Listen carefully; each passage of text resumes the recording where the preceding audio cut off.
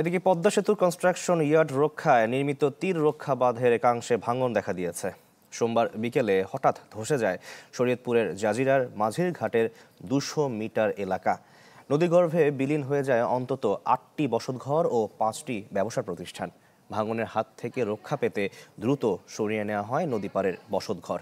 আতঙ্ক ছড়িয়ে পড়েছে পুরো এলাকায়। ২০১২-১৩ অর্থ বছরে প্রায় ১১০ কোটি টাকা ব্যয়ে নির্মাণ করা হয় ২ কিলোমিটার দীর্ঘ তীর রক্ষা বাঁধ, যা পদ্মা সেতুর কনস্ট্রাকশন ইয়ার্ড রক্ষায় তৈরি হয়েছিল।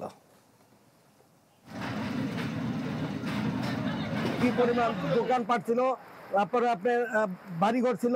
এখন ওই যে দেখতেছেন যে গাছটা টোটালি এই মাত্র পড়লো। হালকা যে বেরিবান্ডা ছিল ওই বেরিবান্ডা সহকারে নিয়ে যেতেছে, ঘর দুয়ার সবাই সারতে পারতেছে না।